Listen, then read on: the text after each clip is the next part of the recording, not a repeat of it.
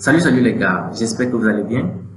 Aujourd'hui, nous allons commencer avec notre premier module, qui est l'introduction sur le framework Django. Mais avant de commencer, j'aimerais m'introduire. Je m'appelle Niamo Yassin, je suis concepteur des systèmes numériques. Et j'aime aussi le développement des applications web. C'est pourquoi nous sommes là aujourd'hui, à apprendre ce langage, à apprendre ce framework Django. Donc, sans plus perdre de temps, nous allons voir ce que nous allons voir le plan de travail. Pour accomplir ce module, nous allons parler du framework, Django Framework, pourquoi Django, la structure de Django, la différence entre les applications et les projets en Django. Ensuite, de comprendre comment créer et travailler avec des projets et des applications en utilisant les lignes de commande spécifiques, comme Django, Admin, Manage.py. Et nous allons conclure ce module en parlant du concept de l'architecture MVT, qui est très important, utilisé uniquement par le framework Django. Ok, c'est quoi un framework? Mais en commençant la programmation, c'est que si vous avez entendu parler de PHP, de CSS, de JavaScript, de Python, tout ceci sont des langages de programmation. Mais quand vous entendez parler de Symfony, Spring, Laravel, Angular, ce ne sont pas les langages de programmation. C'est très bien, c'est très important à noter cela. Les langages de programmation sont pas des frameworks. Il y a une différence entre les frameworks et les langages de programmation. Les frameworks sont construits à partir de langages de programmation. Les frameworks sont des outils qui facilitent les travaux. Si c'est dans le développement des applications web, ça va faciliter les travaux dans le développement des applications web. Si c'est dans le développement des applications mobiles, ça va faciliter les programmeurs ou les développeurs de réaliser leurs projets dans ce domaine. Donc, ça, c'est un aspect des frameworks. Donc, nous allons voir littéralement, quand on parle d'un framework, on parle d'un cadre de travail. Ça signifie cadre de travail. Donc, les frameworks d'application web, il s'agit d'une trousse à outils contenant toutes les composants nécessaires au développement des applications. Donc, en utilisant un framework d'application web, les développeurs et les équipes de développement se concentrent sur la fonctionnalité des applications uniquement. Donc, vous voyez que ça facilite le travail et ça raccourcit beaucoup aux développeurs. Donc, ça, c'est important de savoir. Donc, maintenant, pour vous faire comprendre un peu dans un aspect, dans la vie quotidienne, c'est quoi le framework, vous pouvez voir les frameworks comme une usine de fabrication de voitures. Donc, la voiture serait le produit fini et le framework serait l'usine. Donc, dans une usine, vous connaissez qu'il y a des composants comme le robot, des postes de travail, des composants de la voiture, comme le volant, la roue, et ainsi de suite. Donc, nous pouvons comprendre cela en regardant cette image. Voici une usine. Il y a des composants différents, des postes de travail, des composants de la voiture. Et vous voyez que cette usine représente un framework. Quand vous allez réaliser un projet comme fabriquer cette voiture, ça serait le produit fini. Donc, comme votre application web, qui serait le produit fini. Donc, le framework va vous faciliter la tâche à construire votre produit fini, qui serait l'application web. Notre prochaine. Ok. Ici, on va parler de Django Framework. L'aperçu de Django. Django est un framework de développement web open source écrit en Python. Donc, Python, c'est le langage de programmation. Django, c'est le framework. Maintenant, la nature open source de Django a conduit à sa croissance rapide et à son adaptation et le rendre utilisé dans une grande variété d'applications web. Donc, le framework Django permet des interactions faciles avec de nombreux outils et le langage en soutien d'autres bibliothèques de Python. Donc, il y a énormément d'avantages en utilisant ce framework pour développer les applications. Donc, nous allons continuer. Sur quoi se repose la réussite d'un framework? Donc, il faut se poser cette question pour pouvoir dire que ce framework c'est la meilleure, vous voyez. Donc, la réussite d'un framework se repose largement sur sa capacité de fournir les fonctionnalités comme être robuste, c'est la sécurité, l'adaptabilité et l'évolution aussi. Elle doit être évolutive. Donc, dans tous ces cas, Django répond parfaitement à toutes ces exigences. Donc, vous comprenez pourquoi Django est plus sollicité. On doit continuer. Pourquoi Django donc? Ça fait gagner en temps. Je vous ai dit, le framework d'abord, c'est facile ou raccourci le travail d'un développeur. Donc, Django vous fait gagner en temps. Le framework permet de gagner en temps. En effet, il évite aux développeurs de développer ou de devoir tout développer de A à Z, c'est-à-dire réécrire ou réinventer chaque ligne de code. Et ça, c'est le concept dry. Don't repeat yourself. Ne vous répétez pas. Donc, ne refaites plus ce qu'on sait déjà. Par exemple, dans cette fabrication de véhicules, il y a déjà les composants fabriqués, il y a la roue, vous n'inventez rien. Donc, il ne faut pas réinventer une autre type de roue. Donc, vous connaissez comment la roue est, en fait. Tous les roues sont de manière déjà ronde et on ne peut pas réinventer. Donc, c'est pourquoi on dit ici, ça nous évite de réinventer ou de réécrire ce qu'on connaît déjà. Donc, grâce au framework, les développeurs peuvent se concentrer sur la réalisation des fonctionnalités spécifiques à leur projet. Donc, ça facilite la tâche. Sans plus perdre de temps, nous allons voir d'autres aspects ou d'autres profils. Par exemple, la productivité élevée. Donc, quand vous utilisez ce framework, vous êtes rapide, donc la productivité est élevée. Là, la batterie inclue. Donc, ici, quand on parle de la batterie inclue, nous on parle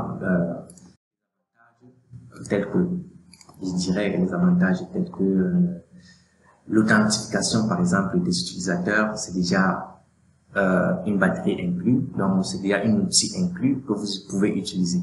Donc vous n'avez pas à réinventer cela. Donc la gestion des sessions, la gestion des sessions est déjà prédéfinie en Python, donc en Django, pardon. Donc vous pouvez uniquement l'utiliser. Donc c'est pourquoi on parle de la batterie inclue. Donc il y a tellement des outils inclus que vous pouvez juste appeler, vous pouvez juste utiliser. Il y a la sécurité intégrée.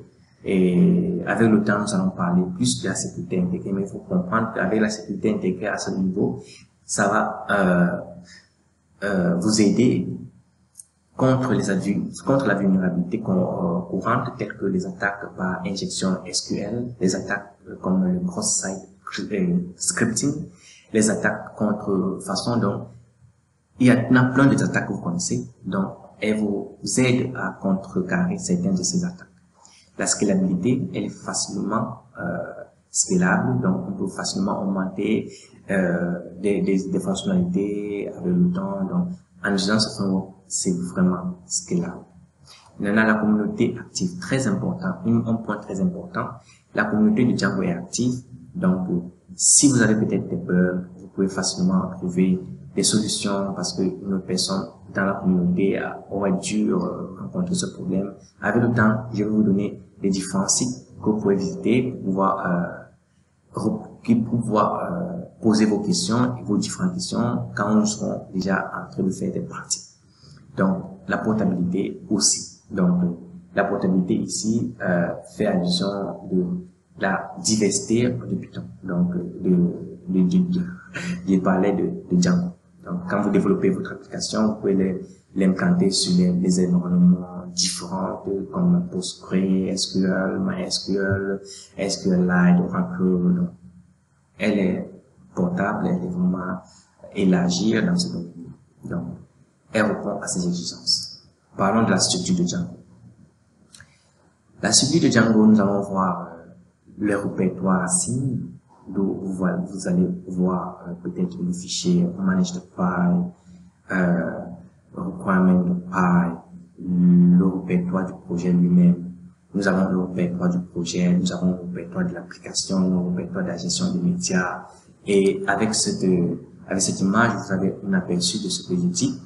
Donc, vous avez ici le dossier qui contient votre projet. Ici, vous avez votre projet avec les différentes configurations qui se trouvent à l'intérieur.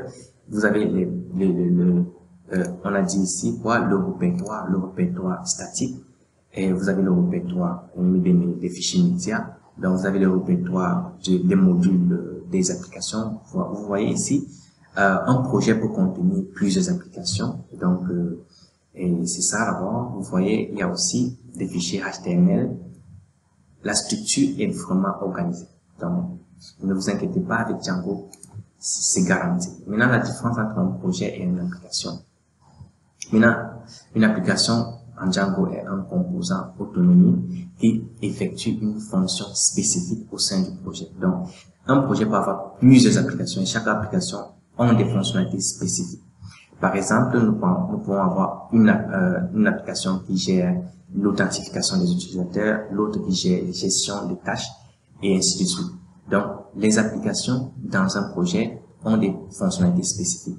Mais de l'autre côté, les projets en Django sont des conteneurs globaux qui rassemblent toutes les applications et les configurations nécessaires pour faire les fonctionner votre site à perfection. Donc, regardez pour des projets comme celui qui englobe tout. Vous comprenez? Donc, comme le nom le dit, votre projet. Donc, dans le projet, il y a des différentes applications, il y a la configuration de ce projet et tout se trouve dedans. Donc, c'est ça la différence entre les applications et des projets en Django. Nous allons continuer. Ici, nous allons voir comment créer et travailler avec les projets et les applications en utilisant les lignes de commande spécifiques comme Django Admin, Manager File. Ceci, nous allons voir quand nous allons commencer la pratique. Donc, bientôt, nous allons commencer avec la pratique. Je pense qu'à partir de notre prochain module, nous allons commencer à pratiquer, en fait. Donc, nous allons expliquer ce point-là. Très important aussi. Maintenant, nous allons finir ou conclure cette vidéo en parlant du modèle MVT. Le modèle MVT, c'est le modèle utilisé uniquement par Django et qui est différent des autres modèles qui est le modèle MVC, le modèle View Controller. Et le modèle View Controller est utilisé, par exemple, par le langage PHP. Mais ici, avec le Python, parlant de son framework Django, on utilise le MVT. MVT sur le modèle View Template. Maintenant, quelles sont les différences entre ces deux architectures? Ici, je vais d'abord commencer avec le MVT qui est le Django. Vous avez Django ici. Quand un utilisateur fait une requête, Django reçoit ça dans son URL, ce que vous allez voir. Ça passe dans la vue. La vue ici, c'est pas ce que l'utilisateur voit. La vue ici est comme un contrôleur. Et le contrôleur fait quoi? Ça reçoit, ça vérifie si c'est dans une requête qui doit peut-être retirer de données dans la base de données et afficher à l'utilisateur. Ça va retirer, ça va l'afficher.